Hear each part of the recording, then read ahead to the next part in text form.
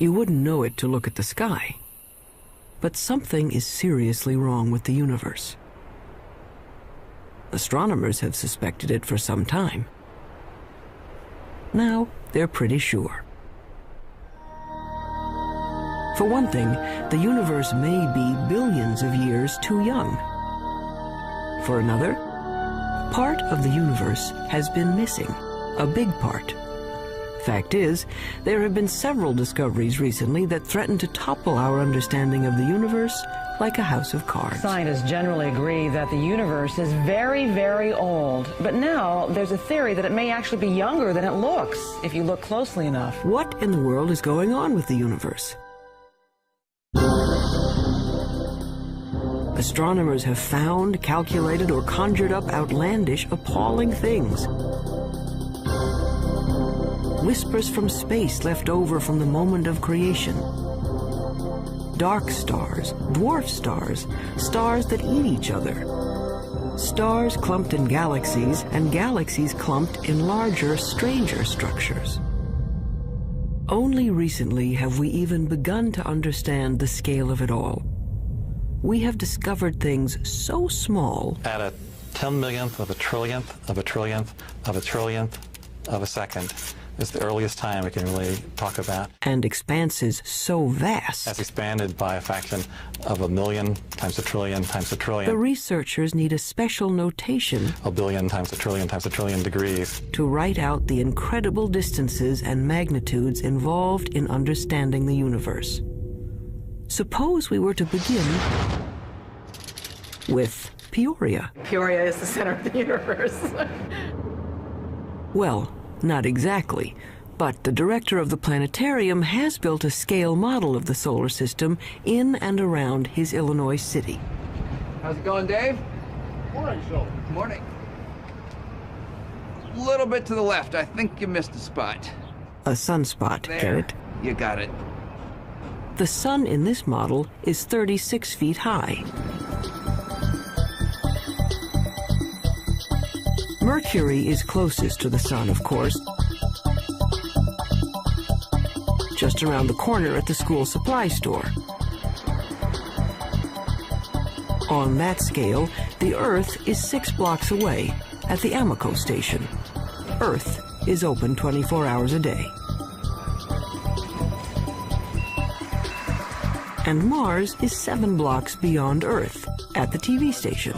Mars has life, or at least television reporters.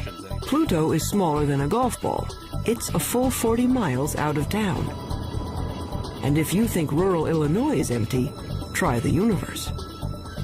The 40 miles to Pluto, on Peoria's scale, represent 3.5 billion miles. On the same scale, the nearest star, Proxima Centauri, would be as far from Peoria as the moon. This isn't helping, is it? Okay, forget Peoria. Our sun is bright because it's close, just 93 million miles away. Stars are suns, but farther away. The nearest star is 25 trillion miles away, so far that light from Proxima Centauri, light, the fastest thing in the universe, takes 4 years and 4 months to get here. They say the star is 4 1/3 light years away. Our sun is just one of the billions of stars in the galaxy we call the Milky Way. How far across is the Milky Way? Real far, 100,000 light years. And the Milky Way is just one of some 50 billion galaxies. It's 1 million light years to the nearest galaxies and tens of hundreds of millions of light years just to cross our galactic neighborhood. It has been said that someone looking at the universe is like an ant contemplating a skyscraper times 1 billion. So what human beings have done is bring the lights in the sky down to Earth. They've personalized the stars and named them like they name dogs and horses. This grouping of stars in the southern sky is known as Orion. The shepherds in ancient Crete decided it looked like a hunter armed with a club and carrying a shield made of lion skin. Cretan shepherds had great imaginations. we know what we know today about the universe? Well, we've been trying to understand it for a long time. The awful majesty unveiled by night has, down the ages, stirred us to wonder and worship. Prehistoric astronomers used elaborate monuments to mark the sunrise and the sunset. By 300 BC, Aristotle taught there were transparent globes around the Earth, on which were mounted the sun, moon, planets, and farthest out, a sphere studded with little stars. As late as the 16th century, most still believed the Earth was the center of the universe. There were a few people, like Copernicus, who thought the Earth circled the sun, but not many. Then, in 1608, an Italian named Galileo heard that you could make a spyglass with two lenses in a tube. He built one and aimed it up. It was not until Galileo perfected the telescope around 1610 and pointed it at the Milky Way that he was able to say that the Milky Way was just millions of stars. And if you take a pair of binoculars on a clear night and look at the Milky Way, you'll just see that it's nothing but stars and clusters of stars. Galileo's telescope magnified things about as much as a pair of binoculars, but that was enough. He saw that Venus had phases like the moon, that the sun had spots on it, and that the moon had mountains, and that Jupiter had 4 moons. Aristotle's perfect crystalline spheres were shattered, and the universe stopped being simple. And there were other strange things out there. Remember Orion? Well, down in the middle of his sword was a star that wouldn't focus to a bright point, no matter how powerful the telescope. The object came to be called a nebula, and over time, astronomers found many such fuzzy blotches in the sky. Fast forward a couple of centuries.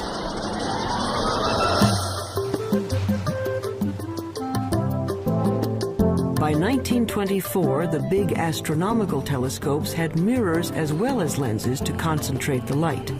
The one on Mount Wilson in Southern California had a collecting mirror 8 feet across. Images were captured on photographic plates in slow, careful time exposures. In the dark chill of the observatory dome, Edwin Hubble was studying a distinctive kind of star called a Cepheid variable. Astronomers use it as a distance marker because they know how bright nearby Cepheids are. They know that the dimmer the Cepheid, the farther away it is. Hubble was looking for Cepheids in his photographs when he realized he was seeing an entirely separate galaxy, Andromeda, 2 million light-years away. A lot of those fuzzy nebulas turned out to be galaxies like our own.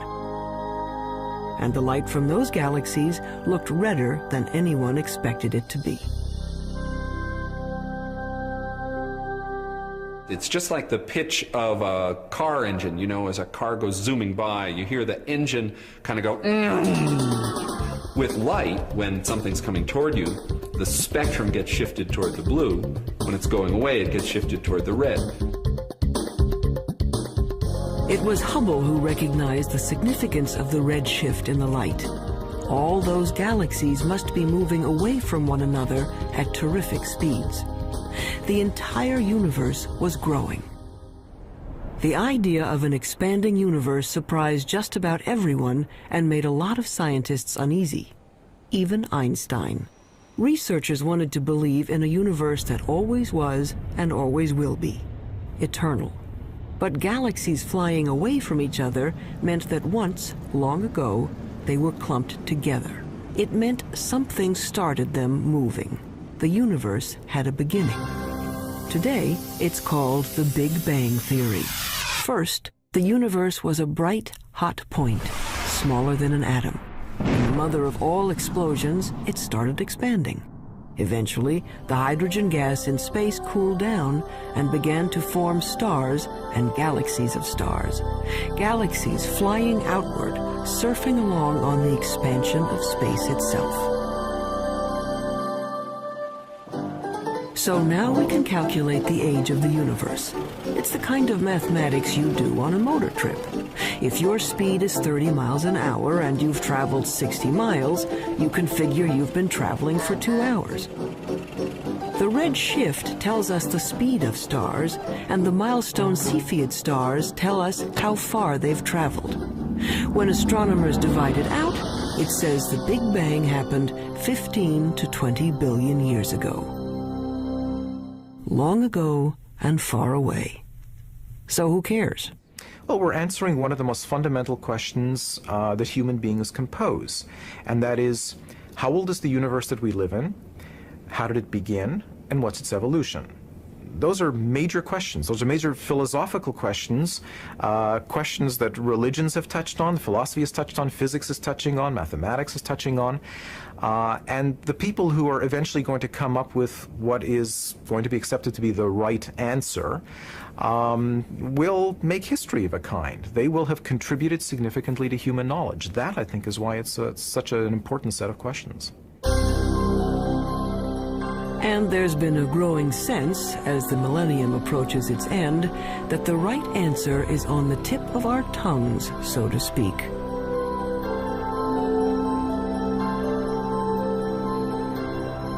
But not yet, not quite.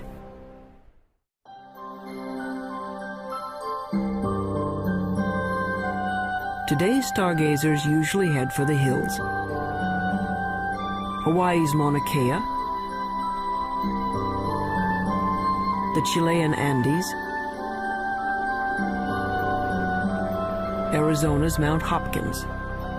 Robert Kirshner works 8,500 feet up, hunting dying stars. I really like coming to the mountain. I like getting away from all the 100 distractions that you have when you're busy, and people are coming in to see you about all kinds of things, and the makeup exam and all that kind of stuff. And to just concentrate for a couple of days only on the scientific investigation, only on what you're trying to do, it's very, very good. Light pollution has chased astronomers out of the cities to lonely vigils in remote locations. Kirshner watches for the sudden flare-up that means a star has exploded, a supernova, or its smaller cousin, a nova. The kinds of things I'm working on, these supernovae, which are events that come and go, if you don't get it this year or this month, that one is gone. You just lose the chance.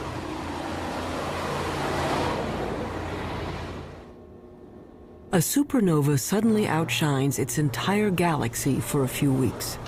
If Kirshner and his colleagues can calibrate these cosmic flashbulbs, supernovas may prove even better mileposts than Cepheids. The game now for the supernovae, I think, is to find distant ones and to see if they really are the same as the nearby ones. Then we'll have a reliable tool to map out large-scale structure in the universe, and the supernovae, the Type 1 supernovae, look to me like a really good candidate for that. It's easy to find where supernovas have been. There are clouds of dust and gas in space marking places where stars have blown up. But supernovas are rare. A galaxy of 100 million stars might have one exploding star every 100 years. So Kirshner watches and waits. Well, the heroic age of observing has really passed. It used to be that you would be outside the whole night long, instead of sitting in a control room where a television brings the signal in and you're operating on a computer keyboard. 24. Okay, get the CCD in the right mode. It's hard staying up all night. Is good. But there's a kind of sense of adventure to it that is a little bit like being a kid and lying out in the snow and kind of figuring out the constellations. Some of that is good for you, too. Yeah, fine. Breaking in the cookies already. Oh, I can have a cookie if I want. 10 hours to go. Look at all those cookies. I have one every half hour. I'll need the whole. In this era of digital cameras and electronic light amplifiers, men are still watching the skies and craftsmen are still grinding telescope mirrors. Like this 21-foot monster under construction at the University of Arizona. But one thing hasn't changed much in 400 years. astronomers are still battling their ancient enemy, the air. Starlight shimmers and twists as it passes through our atmosphere. The twinkling of the stars may be a delight to poets, but astronomers are trying to get rid of it. What we can do is shine a laser into the sky. We focus on some sodium atoms, which are at about 100 kilometers above the surface of the Earth. We can make those glow with the laser and create an artificial star, which is sort of directly in line with the very faint object we want to look at. And then if we measure the blurring of the artificial star and correct that, then the faint object we really want to look at is corrected as well. And we have liftoff of the Space Shuttle Endeavour. But until that technique is perfected, astronomers have another way to take the twinkle out of the stars. All they have to do is put the telescope above that pesky atmosphere, in orbit. In 1990, NASA launched a space telescope and named it for Edwin Hubble. Unfortunately, its mirror was made wrong and its first pictures were blurred. Astronauts had to go up and fix it. Let's go fix this thing. We copy. Move it out of the sun a little bit. We had a good aliveness test. Outstanding. Houston, Endeavour has a firm handshake with Mr. Hubble's telescope. We copy that, Cody, and there are miles galore down here. It could be real exciting for the astronomical community, I guess, and for the whole world to see what Hubble really can do with a good set of eyeballs. The out-of-focus pictures gave way to spectacular shots of interstellar dust clouds and the great galaxies of stars. In just one bit of the sky, a tiny patch that could be blocked by a grain of sand held at arm's length, astronomers found 2,000 galaxies. They were seeing better than they ever could before. So one way of looking at it is if there was a firefly in Tokyo, and here we are in Washington looking at it, we could tell if there was another firefly 10 feet away, we'd actually be able to distinguish them. In 1994, at the Space Telescope Science Institute in Baltimore, astronomer Wendy Friedman was using the newfound clarity of the Hubble to observe the heavens and stumbled into the cosmological controversy of the decade. Yeah, I just wanted to ask you not to break out any observations until I give you a clear. So when were these images taken? She and her team, like Edwin Hubble before them, were looking at those milestone stars. The cosmic rays aren't nearly as apparent. For our work, we need a telescope out in space because what we're after is a certain kind of star. It's called a Cepheid. And we have to be able to detect that kind of star against the background of a galaxy. And the Earth's atmosphere smears and blurs our view, and we can't detect those stars. Friedman got the best readings yet on Cepheids in a neighboring galaxy, and a measurement of its distance. Using the redshift speedometer, she calculated a new age for the universe. Our preliminary measurements indicate that the age of the universe is somewhere in the range from 8 to 12 billion years. And that immediately brings about a conflict with other ages that have been measured. That's a problem. Her universe is younger than some stars, and the age dating of stars is very accurate. Scientists can read a star's chemical changes like a clock. When we look at a cluster of stars, hundreds or thousands, it doesn't really matter. What we have to do is go in and measure the brightness of the brightest star that's left in the cluster, that's still burning hydrogen in its core. And that star is the minute hand on the clock, because that's the star that is closest to burning out its hydrogen, closest to ending its life, and that's a direct measure of the age of the cluster. But unfortunately, the star clock has been running 6 billion years longer than Friedman's universe. But we're looking at globular star clusters, 100,000 to 1 million stars, and they're being age dated by several very reputable groups of physicists, astronomers, and they're all coming up with ages 17, 18, 19 billion years. That's a problem. We're very close to having a kind of contradiction between the ages of the stars and the age of the universe. This would be quite embarrassing, because you really shouldn't be older than your mother. Clearly, if the universe is 10 or 12 billion years old, then there can't be stars in the universe that are 15 or 17 billion years old. That's not logical, at least if the entire Big Bang theory is right or even close to being right. Wendy Friedman is well aware of the dilemma. She knows that, like many other puzzles about the universe, this one will probably be around for a while. I think anytime you get a new tool, you get data that are of better quality than were possible to obtain in the past. Yeah. You learn new things, and yes, sometimes leads to confusion because there aren't answers for all of the questions that are being raised. But it's a healthy aspect of science and how science proceeds.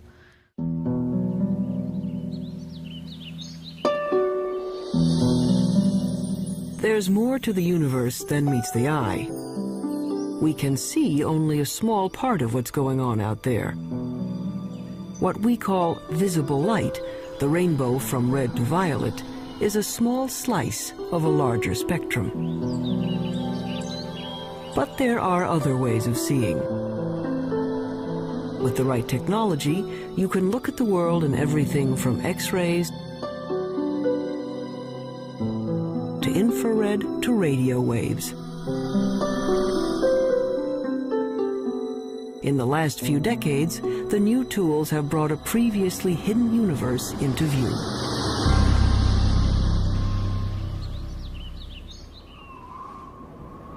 Take the sun. Nothing to do but roll around heaven all day, right? But by using the X-ray part of the spectrum, astronomers can see the sun is a very busy place. Pictures made by X-ray detectors show there's a cauldron of nuclear reactions boiling beneath its surface. Using film sensitive to ultraviolet, we can see great plumes of superheated gases rising from the sun's surface. Our well-behaved, friendly neighborhood star is a continuing, self-contained thermonuclear explosion.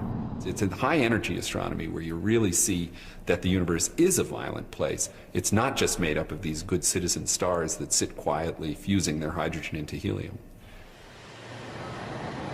NASA is looking at the lower end of the spectrum, infrared light. Infrared is absorbed by moisture in the Earth's atmosphere. So infrared telescopes are mounted on planes to lift them above the clouds.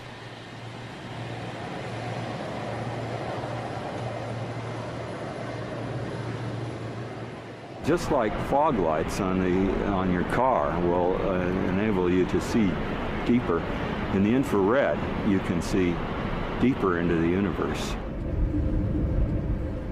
We warm human bodies shine in the infrared.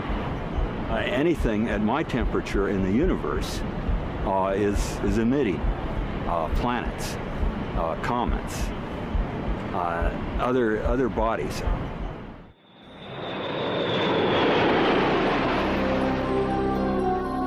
The star-forming regions of the universe are often hidden from view by dust clouds, until infrared astronomy allowed us a way in. Now we can see clouds of frigid hydrogen gas condensing and starting to heat up as stars. The sky in the infrared is a strange and wonderful place. Once we learned where to look, we could peek into these stellar nurseries and snap some baby pictures. This is Hubble's view of the Eagle Nebula. The bright spots on the edge of these monstrous pillars of gas are brand new suns.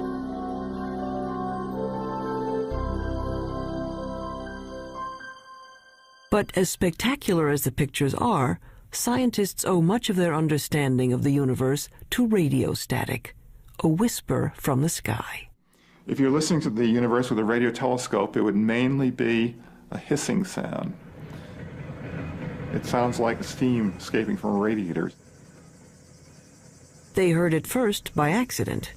In 1965, researchers at Bell Telephone Laboratories had built a powerful listening station to hear signals from the first of America's communication satellites.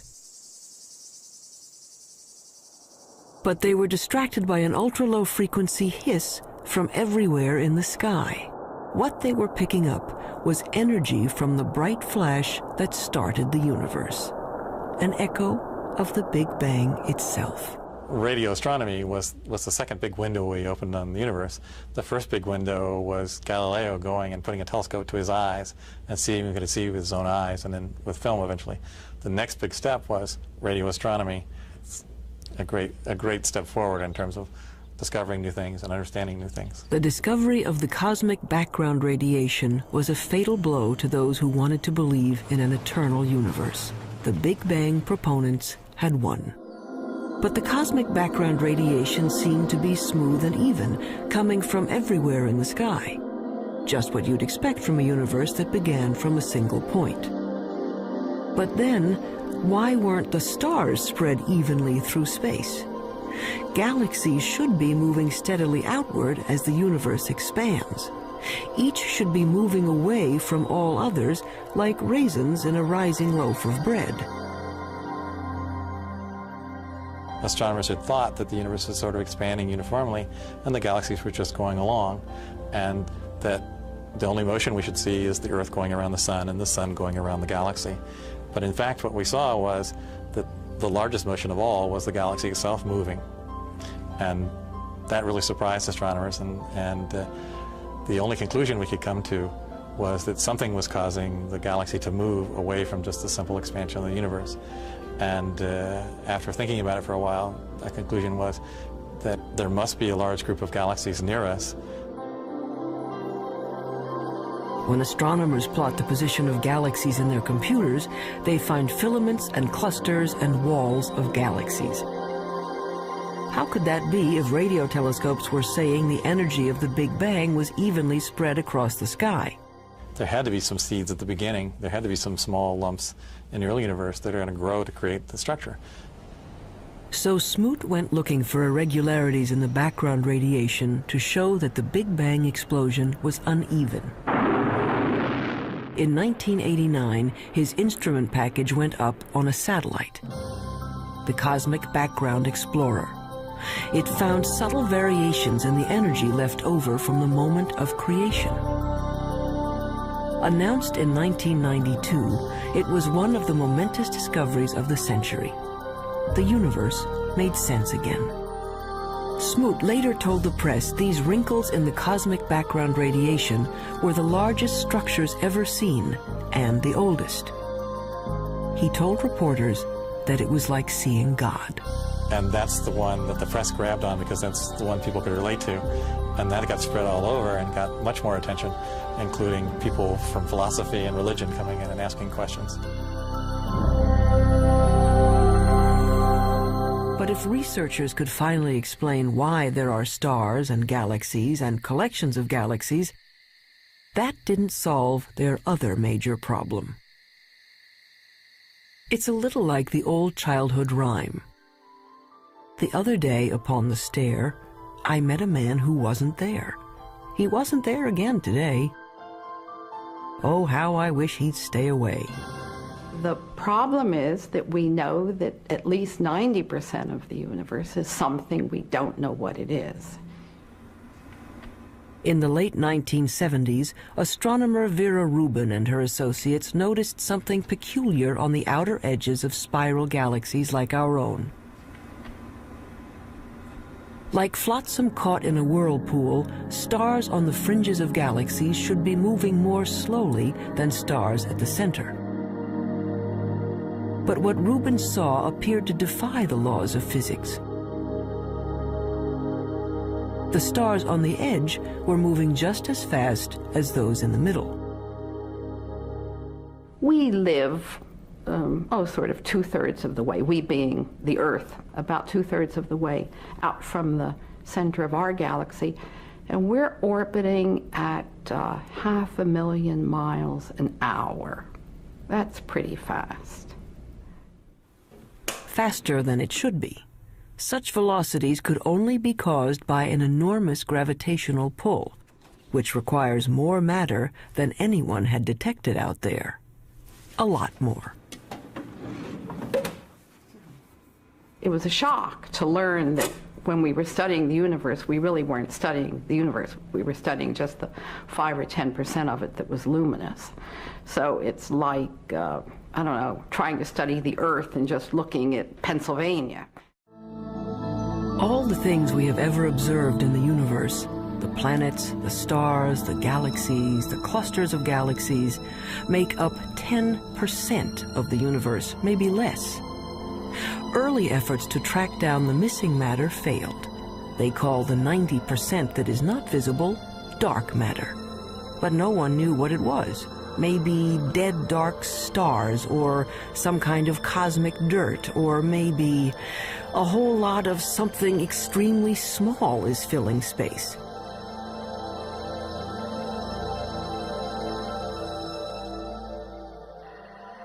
Subatomic particles called neutrinos might make up part of the missing mass, but not enough. Scientists went looking for other candidates.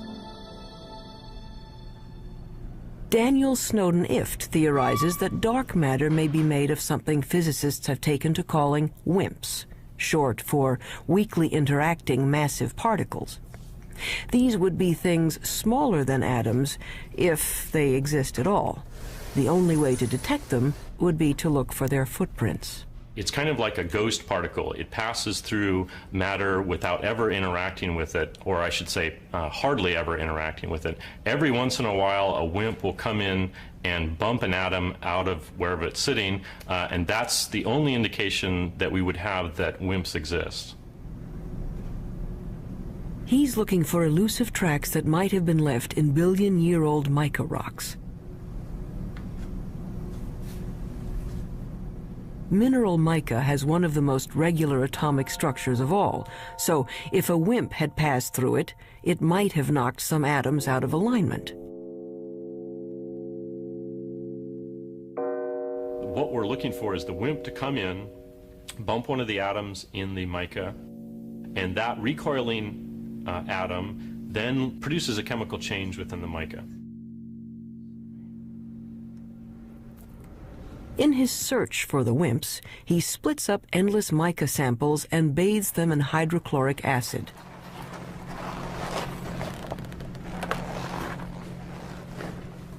It's a little bit like developing a photograph.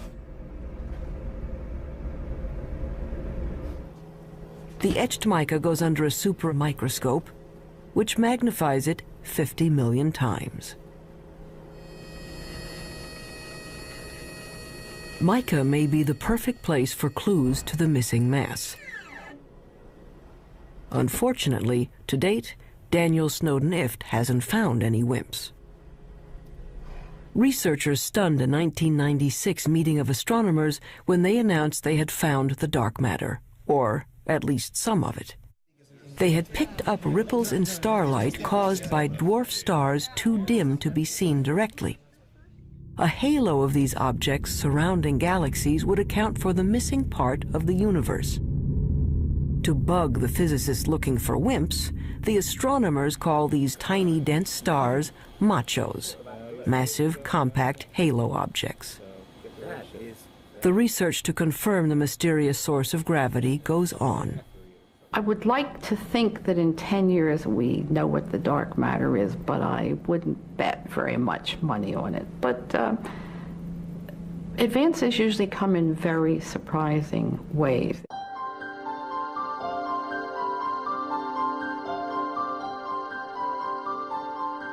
Why do we care about something that we can barely measure and can't see at all? Because it might tell us how the universe is going to end. Matter makes gravity, and gravity is the only thing that can act as a brake on the expansion started by the Big Bang. If there is not enough dark matter, the universe may go on expanding and cooling to end not in a bang, but a shiver. If there is enough dark matter, the expansion of the universe will coast to a stop and reverse, everything falling back together, till the Big Bang ends in a big crunch. And maybe, just possibly, a new Big Bang to start things up again.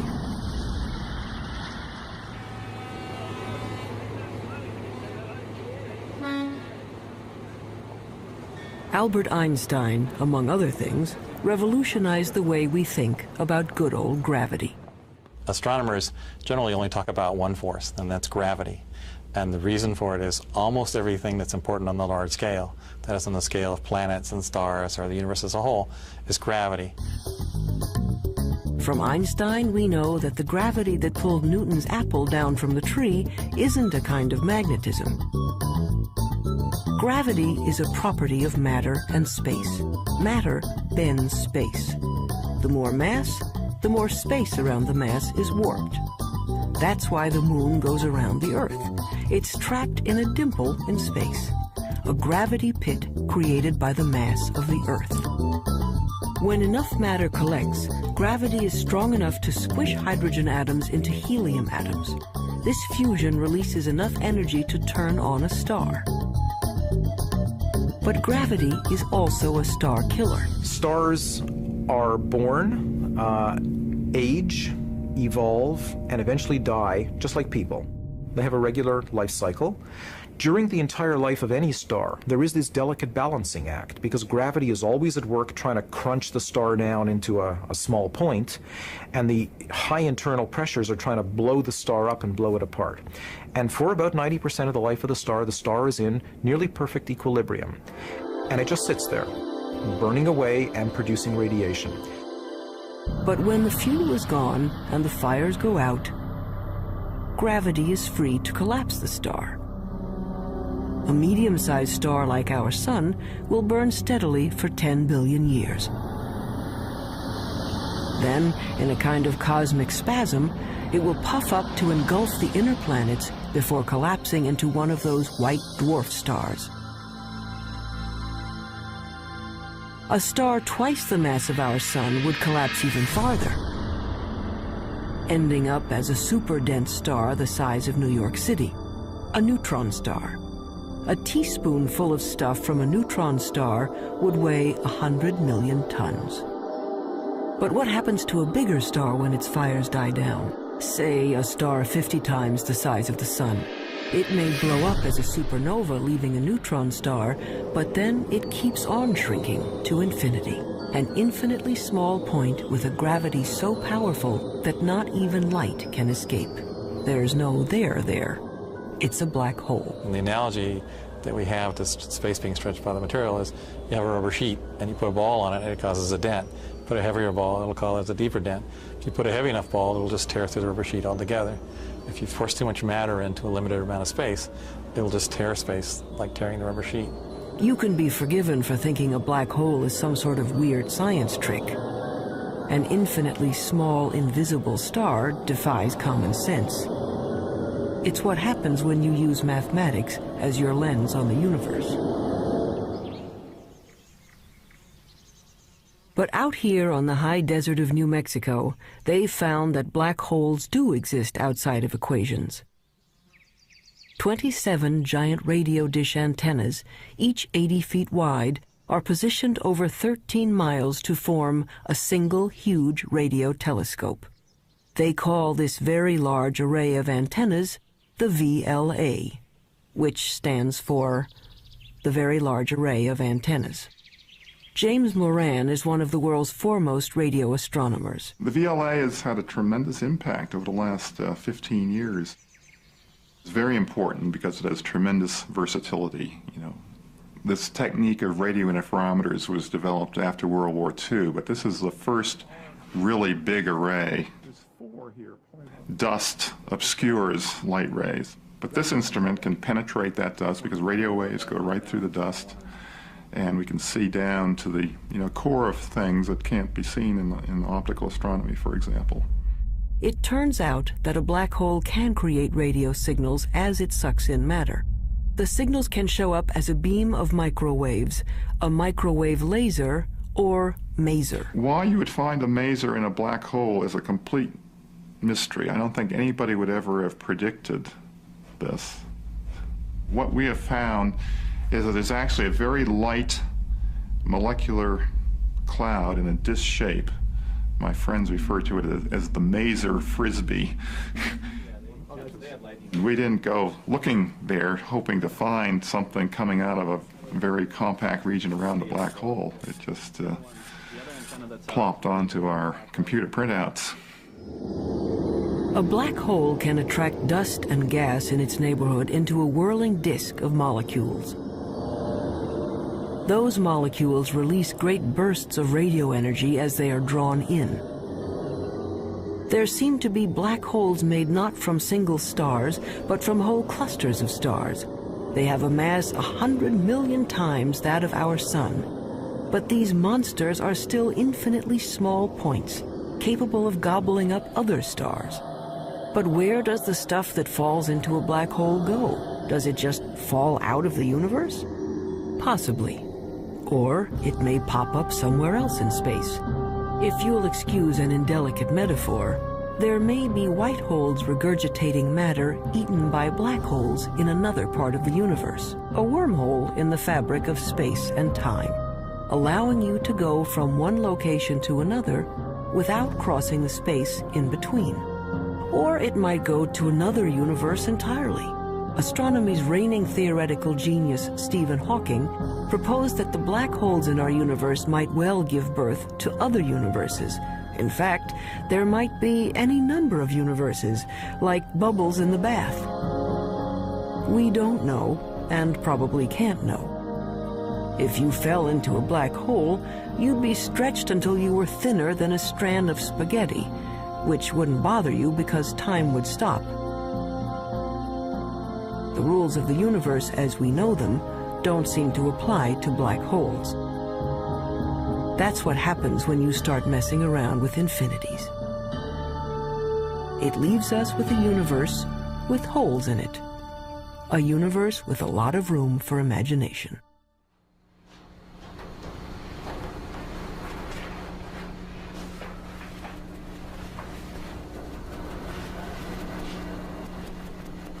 On the sound stages of Paramount Pictures, a spin-off of one of the most durable shows in television history, Star Trek Voyager. You're quiet on the stage. Anyone not ready? Roll, please. Action! I want a full systems report. And Mr. Kemp, Mr. Tuvok, I want every iota of information that was recorded regarding this phenomenon. Let's see what you have, Mr. Kemp. There. It's registering only on subspace bands. We don't even have it on long-range sensors yet. Verteron emanations. Tunneling secondary particles. It certainly looks like a wormhole. But is it stable enough for us to enter? And if it is, where does it lead? There is, of course, a 75% chance a wormhole will not lead to the Alpha Quadrant. Great. Thank you, Jennifer's mark. That'll be Jennifer's mark. Yes, I gave that to her. I changed it. Great. Real-world astronomers have confirmed now there are planets circling other suns. The problem is, we can't get to these other worlds in any reasonable amount of time. 20th century physics says nothing can go faster than the speed of light. You want black wrap that? Sure, go ahead. But that would be much too slow for a 24th century operation like Star Trek. The dramatic need of a television series called Star Trek is that we need to travel to a different planet every week. So Gene Roddenberry said, well, okay, we're going to have something that he called warp drive, which somehow warped space and let us travel through subspace. How does this work? We don't know. But nevertheless, we see it work every week, and hopefully the audience buys it. A lot of scientists love this show and have even written books showing how Star Trek physics might work. Take anyone? Felix, what happened to you? It's... After all, it wouldn't be science fiction if it didn't have science in it. Star Trek science advisor Michael Okuda. Our core fan audience is tremendously scientifically knowledgeable, and when we violate the laws of physics or the laws of physics according to Star Trek, they let us know, so they keep us honest. In the third season of the show, once we had a phaser come out of a photon torpedo port, something that I, to this day, don't know the difference between, and we got over 100 letters the next day. Any analysis yet, Ensign? Too far away. We'd have to be within 1,000 kilometers to get a detailed analysis. But that would mean a significant course change. Well, Mr. Kemp, if there's even the possibility of finding a wormhole, I think we can afford a detour. Scientists take wormholes seriously enough that they have become an assignment in George Smoot's physics class. Given a wormhole a couple of miles across, students are asked to calculate what could pass through without being destroyed by gravitational tides. The smallest piece of electronic that wouldn't be torn apart in terms of going through this.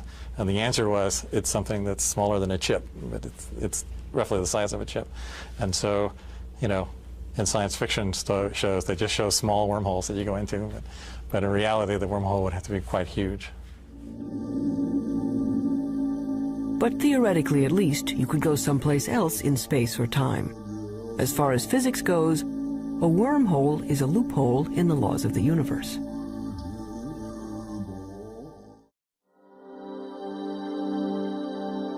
So we are left with questions. Why do some stars appear to be older than the universe? Why do galaxies move as if there were something dark and huge out there? We're not making people live 200 years. We're not doubling the gross national product. What we are doing is enriching everybody's lives by trying to answer some of the questions that I think everybody's interested in. These are some of the oldest questions, children's questions. Where did we come from? Where are we going? Are there other worlds? What is outside the universe? What happened before the universe started? What happens after the universe ends? You want to find out, well, where does science end and where does philosophy take over? And it's not clear where they do. Modern astronomy is a young subject, and each time we get a new and better tool for looking into the void, we find surprises. More and more data that doesn't quite fit. And I think it's portrayed as if the field is in total confusion and chaos, and I think very often it appears that way at the forefront when things are not understood and there are unsolved problems. But progress is being made. The fact that we're able to take these subtle clues, that things you can barely measure with the biggest, most sophisticated instruments, and figure out that they are telling you about what the universe was like 15 billion years ago, I think that's a terrific thing. Why does the universe exist? Given the fact that it does exist, the fact that it is as exquisitely beautiful, as exquisitely tuned as it is, that it works as astonishingly well as it does, and that we, very tiny creatures on a rather remote planet, not in any special place in the universe, have been able to evolve in this universe and sense the universe, the entire universe around us, that we can sense that there are things out to 15 billion light years away from us. That to me is just a mind-boggling concept. We are the only star in the universe that we know about that has life, so perhaps that makes one feel a little more unique and life a little more precious thing, knowing that it doesn't seem to be that common. We are part of the universe. The material that we know, the matter we're made of, started out as atoms produced by exploding stars. I like very much the fact that every atom in our bodies has come from some star. If there were no stars, the universe would be all hydrogen, and none of what we know would exist. And that's why it's not an exaggeration to say that human beings are stardust, because the iron in our blood and our hemoglobin and the calcium in our bones and all the other heavy elements in our body were created in supernova explosions. So in our quest to understand the universe, we come back to ourselves. If we are made from the elements of stars, aren't we then, in a way, the universe trying to understand itself? It's not quite what the ancients were talking about, but maybe we're in the center of the universe after all.